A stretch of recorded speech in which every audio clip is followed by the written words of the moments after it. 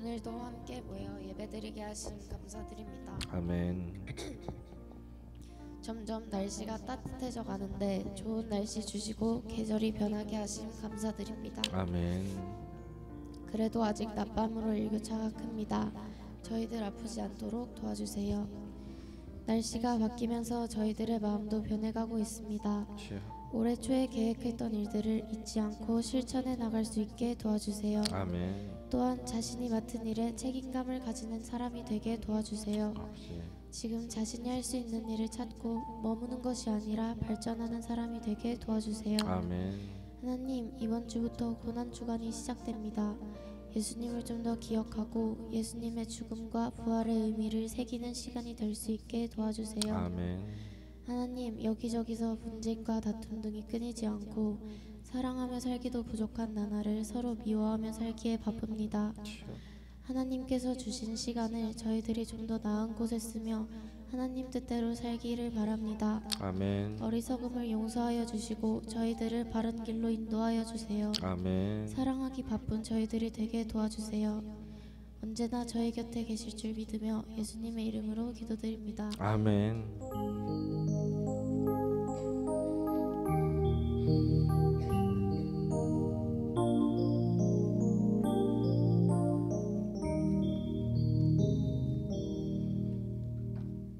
자, 사람이 제일 서러울 때는 언제인 것 같습니까? 저도 여러분 아시다시피 수년 전에 담석 제거 수술을 하면서 갑자기 췌장염이 와가지고 고생했던 그 기억이 있습니다. 당시에 여러분도 아시다시피 그 담석 내시경 시술을 하다가 좀 잘못되어가지고 그 내시경 관이 췌장을 좀 건드린 거죠. 그러다가 이제 염증이 와가지고 췌장염이 되어서 몇 달을 고생했는지 아직도 생각해보면 공포스럽고 무섭습니다. 근데 생각해보면 그 당시를 기억해보면 너무 아픈데 어디가 아픈지를 잘 모르겠어요. 그냥 어떻게 할 방법이 없는데 그냥 다 아픕니다.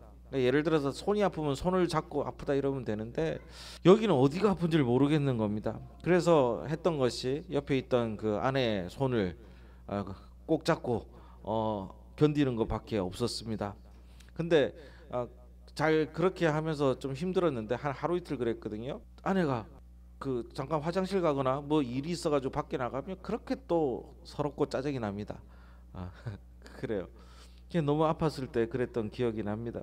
그러면서 제발 어디 가지 마 하고 옆에 애원했던 그런 기억이 있습니다. 함께 좀 있어 달라고 얘기했던 것이죠.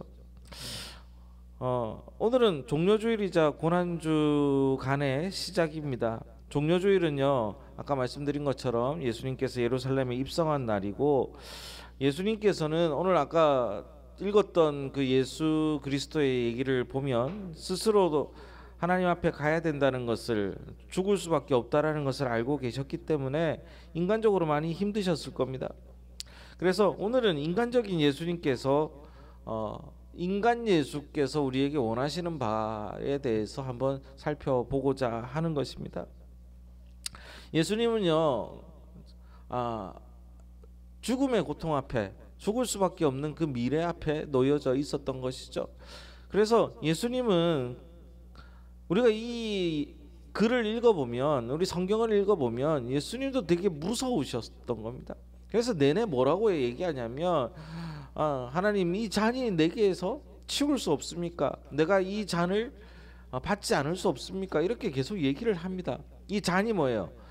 이상한 잔이 아니로 내가 이렇게 죽을 수밖에 없는 상황에서 벗어날 수 없습니까? 하고 하나님께 물어보는 것이죠. 그러면서 하나님 앞에 기도하러, 그 기도를 하러 어디를 가냐면 겟세마네 동산에 올라갑니다. 그래서 동산에 올라가 가지고 누굴 데리고 가냐면 제자들을 다 데리고 가고 그 중에 베드로와 세베대 아들을 데리고 갑니다. 요한이겠죠.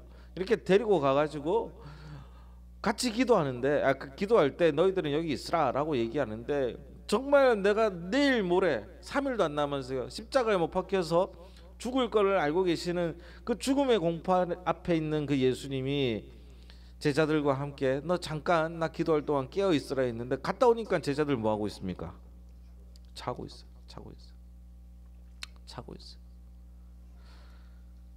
섭섭하죠. 자고 있어요. 그래서 함께 깨어 있을 수 없느냐, 깨어 있으라라고 얘기를 합니다. 그리고 또 갔다 와요. 또 기도하러 가십니다. 그럼 어떻게 하고 있어요? 또 자고 있어요. 또 세 번째 기도하러 가요. 갔다 오니까 이제 예수님이 포기했어요. 뭐라고 합니까? 이제 됐다. 내려가자. 그 죽음의 공포 앞에 있는 그 마음을 제자들은 알지 못했다라는 겁니다. 여러분들도 아시겠지만 아픈 사람을 우리가 옆에서 돌볼 수는 있지만 그 아픈 분들의 직접적인 마음을 우리가 알 수는 없습니다. 비단 몸이 아프지 않아도 마음이 아픈 사람들도 고통스럽고 괴로울 때 내 마음을 가장 가까운 사람들도, 내 아내와 내 남편도, 그리고 내 자식들도, 내 부모도 내 마음을 이해하지 못할 때가 있지 않습니까? 그리고 대부분 이해 못합니다. 그래서 너무 슬퍼가지고 이런저런 얘기하면 우리 뭐라고 얘기해요? 너 왜 그래? 너 왜 이렇게 나한테 짜증내? 하면서 더 되려 화를 내는 경우도 많지 않습니까?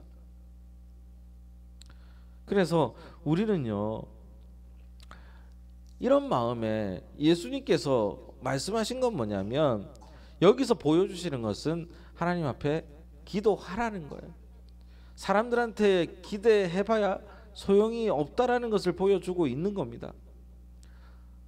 내 얘기면 다 들어줄 것 같은 정말 죽고 못 사는데 연인이라 할지라도 결국은 내 마음을 다 알지 못하고 다 내 생각을 알지 못한다라는 거예요. 그래서 우리는요, 고난이 있을 때 하나님 앞에 기도해야 되는 것이고, 예수님은 기도하라고 얘기하고 있습니다. 예수님께서요, 절박한 그 순간에 얼굴을 땅에 대고 엎드려 기도하여 가로되, 이렇게 적혀 있습니다. 여러분, 우리가 어려운 일이 있고 고난을 이기는 데는요, 여러 가지 일이 있을 것 같지만 크게 보면 두 가지예요. 크게 보면 두 가지. 첫 번째 뭡니까? 고난을 물리치는 방법, 고난을 이기는 방법, 고난을 겪는 방법이에요. 두 번째는 뭐예요? 고난을 겪으면서 통과하는 방법입니다. 겪으면서 통과하는 방법입니다. 예수님은 오늘 두 번째 방법을 얘기하고 있죠. 고난의 그 길을 벗어날 수 없기 때문에 예수님은 그 고난의 한가운데로 통과하고 계시는 겁니다. 그런 이들에게 우리는요, 자꾸 이런 성경을 읽으면서 그 공감을 어디다 하냐면 예수님께 공감을 해요. 구약도 마찬가지예요. 구약도 함께 있으면서 생각해 보면, 공감하면 모세한테 자꾸 공감을 합니다. 모세, 이런 대단한 사람들 공감을 하는데, 사실 우리 스스로를 돌아봐야 될 것은 예수를 반겼다가 배신한 그 민족, 그 이스라엘 민족이 바로 우리의 모습이고, 예수님 옆에서 그 예수님의 고통을 알지 못하고 잠들었던 사람들이 바로 우리라는 것을 잊지 않아야 된다라는 거예요. 엉뚱한 데 공감하면 안 된다라는 겁니다. 제가 농담삼아 많이 하는 얘기가 있잖아요. 우리 준이 주애가 아주 애기였을 때, 여기 와서 1년 2년도 안 됐을 때, 서울에 있는 연예인이 그런 얘기 한 적이 있잖아요. 돈 10억 들고 막 전셋집 구하러 다니면서 구할 데가 없어요 하면서 펑펑 우는 장면이 나오는데, 그거를 저희 다 쓸어가는 집에서 라면 먹으면서 쟤들 불쌍하면 어떻게 하고 있었던 우리 아이들의 모습이 기억이 납니다. 누가 불쌍한지 모르겠어요. 근데 그게 공감하게 만들잖아. 구하려고 들고 다녔던 돈이 10억이에요. 그것도 지 돈. 10억 있으신 분? 저요? 아직 현금화를 안 시켰습니다. 네, 금두꺼비가 있는데. 10억이 있으시면 꼭 11조 하시기 바랍니다. 제가 기도하겠습니다. 10억 가지시라고. 자, 근데요, 예수님이 원하시는 것은, 우리에게 성경은 봐요, 누구 보라고 지어졌다고 했냐면 바로 우리를 보라고 쓰여진 거잖아요.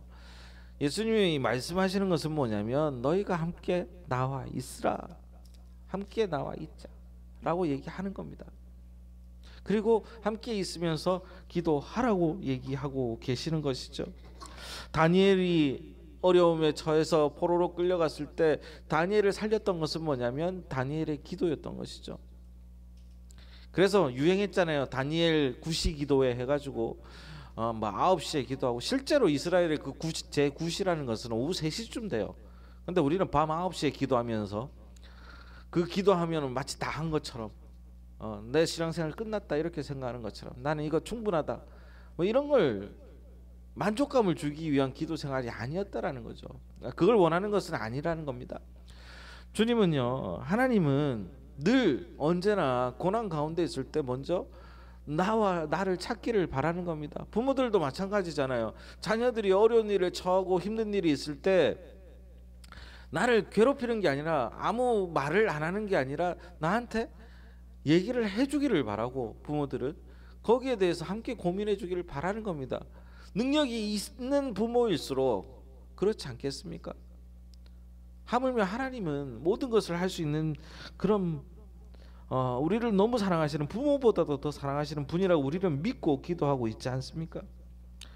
그 어려운 가운데서도 다니엘은 기도를 통해서 이겨낸 것이고, 그것을 다니엘의 친구 사드락 메삭 아벳누고는요, 풀무불, 그러니까 불 가운데 들어가서 있을지라도 하나님께서 건지시는 기적을 맞이하게 된다라는 거예요. 그냥 목사님 불에서 어떻게 살아나요 뭐 이런 얘기를 하는 게 아니잖아요. 그 동화 아니에요, 다 가짜 아니에요, 그 얘기가 아니라 성경에서 우리가 하는 얘기는 뭐냐면, 활활 타오르는 불 가운데서도 살릴 수 있는 기적이 기도를 통해서 일어난다라는 것을 보여주는 거라는 겁니다. 헤셀포드라는 신학자는 이렇게 얘기했다고 합니다. 마귀는 성도가 무릎 꿇는 것을 가장 두려워한다. 그리고 마귀의 본분은 성도가 기도할 시간을 뺏는 것이다. 이렇게 표현을 했다고 합니다.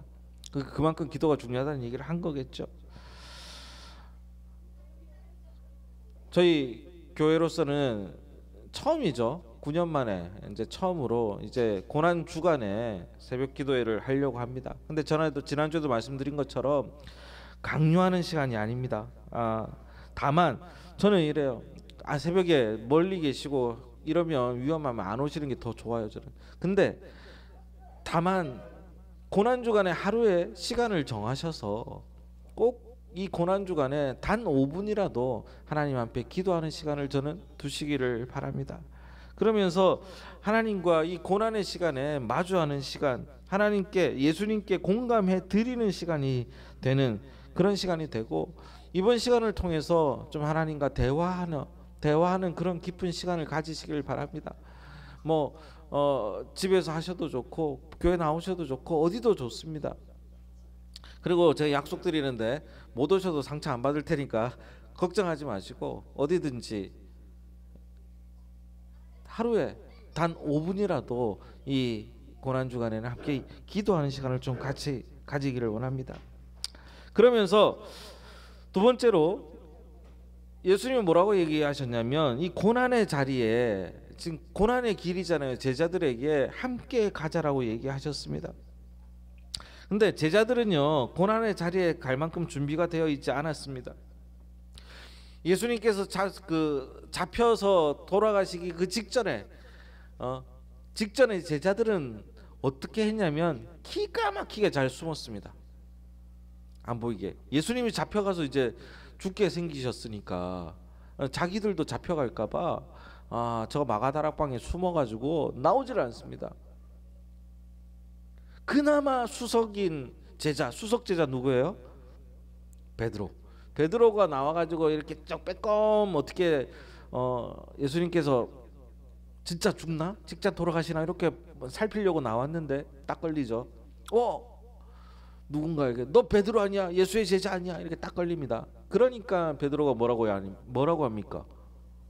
아닌데요? 그걸 몇 번 해요? 3번. 그래서 예수님이 아닌데요 이렇게 3번 부인하기 전에 그 전에 이렇게 얘기하죠. 네가 닭 울기 전에 나를 3번 부인하리라. 그렇게 얘기합니다.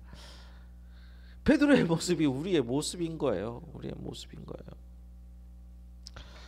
그런데 왜 주님은 우리에게 힘든 걸 알면서도 굳이 고난의 자리에 함께 가자고 하시는 것일 겁니까?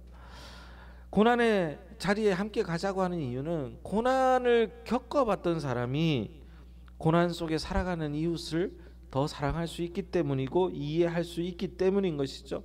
그리고 고난을 겪어봐야 더 단단해질 수 있는 삶이 된다라는 것입니다. 아무것도 모르는 사람은 고난 속에 있는 이들을 이해하기 어렵습니다. 가장 큰 그 어른들의 고난은 뭡니까? 자녀들이었죠. 애들이 크면서 말 안 듣고 막 이러죠. 그러면 항상 부모님들이 하는 얘기가 뭡니까? 애들한테 너도 커서 너 같은 애 낳아봐라 이러죠. 너도 내 고난에 동참해봐라. 그래서 우리가 보면 영화나 드라마 보면 그렇게 욕먹고 컸던 애가 커가지고 결혼하고 아이를 낳고 고생하면서 엄마 하면서 막 울죠. 아, 이래서 힘들어했구나. 뭐 이런 거 아닙니까? 그래서 이 고난도 우리는 고난을 피하고 두려워하는 것이 아니라 고난에 직면할 줄도 알아야 된다라고 하는 것이고, 특히 예수님은 그 길로 걸어가고 계신 것입니다. 제자들은 그렇지 않았죠. 그 많은 예수님께서 죽은 자도 살리고 눈 감은 자도 눈 뜨게 하고 온갖 기적과 이적을 다 행했잖아요. 그럼에도 불구하고 제자들은요, 예수님을 완벽히 믿지 않았던 것입니다. 그들은 믿음이 약했고 기도하지 않았고 진심으로 믿지 않았습니다. 그래서 그들은 어떻게 해요? 도망갑니다. 예수님은 십자가 형벌의 자리로 가셨고 그 십자가 형벌의 자리에 또 뭐라고 얘기하시냐면 함께 있자라고 얘기하신 거예요. 오늘 기도의 얘기들을 우리가 바라볼 때 얼마나 그 고난 가운데 있는지를 봐야 됩니다. 오늘 말씀을 좀 보면 다시 돌아가면요, 39절에 보니까 이럽니다. 이제 돌아가실 것을 알고 얼굴을 땅에 대고 엎드려 정말 괴로움을 표현하고 있는 겁니다. 아버지여, 만일 할만하시거든 이 잔을 내게서 지나가게 하시옵소서. 나 이 고통 겪고 싶지 않습니다. 그러면서 하는 말씀이, 그러나 내 뜻대로 하는 게 아니라 내 원대로 하는 게 아니라 아버지의 원대로 하옵소서 하고 돌아오니까 베드로 있는 제자들에게 돌아오니까 다 자고 있습니다. 그러면서 뭐라고 얘기합니까? 너희가 함께 1시간도 이렇게 깨어 있을 수 없더니 하면서 41절을 함께 읽습니다. 시작. 시험에 들지 않게 깨어 기도하라. 마음이 원이로되 육신이 약하도다. 우리 많이 쓰는 얘기죠. 넌 말이야 마음은 원인데 육신이 약해, 뭐 이러면서 시험에 들지 않게 깨어 기도하라는 거예요. 시험에 들지 않게. 신앙생활하면서 내가 흔들리지 않는 길은 시험에 들지 않고 살아가는 길이잖아요. 시험이 없는 게 아니라 기도함으로 인해서 시험 가운데를 걸어갈 수 있는 겁니다. 그리고 난 다음에 또 기도하러 가죠. 아버지여, 내가 만일 마시지 않고서는 이 잔이 내게 지나갈 수 없나이까, 뭐 이렇게 얘기합니다. 그러니까 43절에 보니까 다시 오니까 또 그들이 잔이, 얼굴 보니까 어때요? 걔들도 눈이 피곤해요. 걔들도 알아. 그리고 또 세 번째 가가지고 또 같은 말씀을 기도하고 오니까 45절에 봅니까? 이르시되 이제는 뭐라 하라? 자고 쉬라. 보라, 때가 가까이 왔느니 인자가 죄인의 손에 팔리느니라. 그러면서 이제 포기했죠. 포기했으면서 제일 마지막 말씀이 뭐예요? 46절에 시작. 일어나라, 함께 가자. 십자가의 길로 그곳에 가자라는 겁니다. 십자가 형벌이 뭔지 아시죠? 십자가 형벌은요, 이렇게 달려가지고 손과 발에 못을 박습니다. 그러면 좀 잔인하나요? 이렇게 쭉 몸무게 때문에 늘어나죠. 살갗이 찍히고 이러면서 피가 다 쏟아 나옵니다. 특히 저처럼 무거운 사람들은 좀 불리해요. 매달려 있어야 되는 거기 때문에. 너 왜 웃어? 너도 웃는 거야? 아니지? 그치, 살에 들린 거지. 쭉 늘어져요. 그러면서 정말 살갗과 이 그 뼈에 박힌 이 못들이 사람을 힘들게 하고 결국 머리에 가시면류관 씌우잖아요. 들어봤죠? 왜 씌우겠습니까? 여기 막 찔려가지고 고통을 계속 느끼라고 하는 거예요. 그 다음에 창으로 찌르죠. 왜? 마지막 수분을 다 빼기 위해서. 그래서 그 위에 있으면 타는 듯한 목마름이 있고, 그 다음에 지속적인 고통으로 말미암아 가장 잔인한 형벌이 바로 십자가 형벌이라고 합니다. 그냥 한번 아프고 마는 게 아니라 계속 아프게 만드는 거예요. 그 고통을 당하시면서 몇 시간을 고생하시다가 돌아가시는 거 아닙니까? 그렇게 죽어야 했나요? 예수가? 그렇게 죽어야 했나요?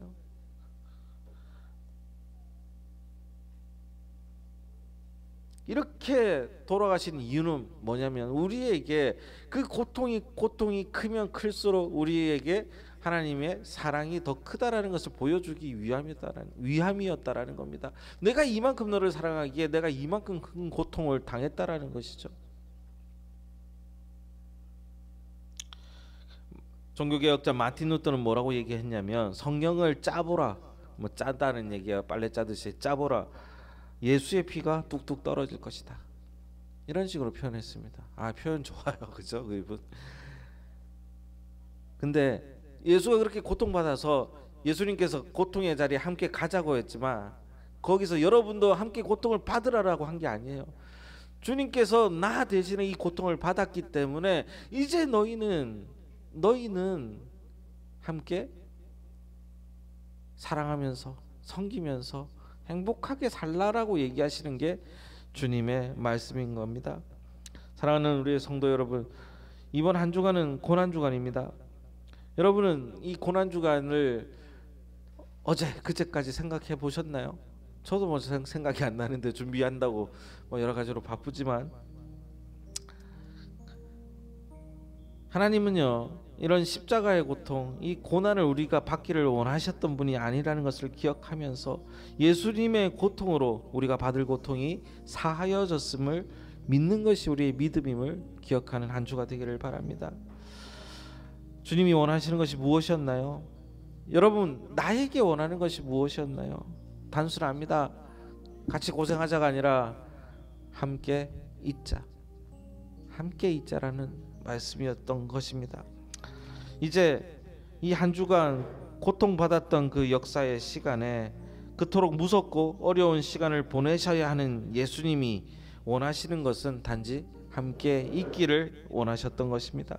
사랑하는 우리 성도님들, 하나님은 이 예수 그리스도의 이야기를 통해서 이제는 그 고통 가운데서도 이만큼 너를 사랑하였다는 것을 보여주시고, 그렇게 우리를 인정하고 만나기 원하셨다는 것을 잊지 않는 우리 성도님들 되시기를 바라고, 종려 주일에 찬양과 기쁨의 함성을 내질렀던 사람들이 단 며칠 만에 완전히 돌아서서 완전한 악의 무리가 되었던 그 이스라엘 민족의 역사를 우리가 기억하면서, 적어도 우리는 이 시간에 주님과 함께 있어 드리는 우리 성도님들 되시기를 주의 이름으로 간절히 축원하겠습니다.